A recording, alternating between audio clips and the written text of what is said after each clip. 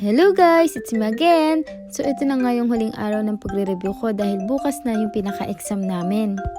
Naghiwa-hiwalay na nga muna kami ng pagre-review ng mga kasama ko para makapag-focus pa kami sa mga dapat naming aralin. Nitong nakaraan kasi mas marami pa yata kami na-review mga chika kaysa sa dapat naming reviewin. Medyo kinakabahan nga ako para sa magiging exam namin bukas kaya naman inaaral ko yung mga dapat aralin at yung mga posibleng lumabas sa exam. Habang nagre-review nga ay nakaramdam ako ng gutom kaya naman nagluto na muna ako ng itlog at hotdog. At habang kumakain nga ako ay tumawag na naman tong pamangkin ko at gusto na namang makipagkulitan sa akin.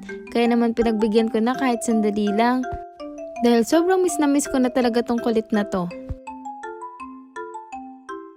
Pagkatapos kong kumain at makipagkulitan kay Mikmik ay bumalik na rin ako sa pagre-review.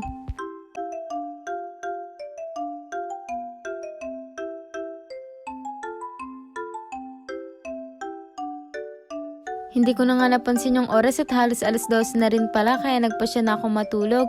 Hanggang dito na lang muna guys. Maraming salamat sa panonood nyo. Follow my page for more!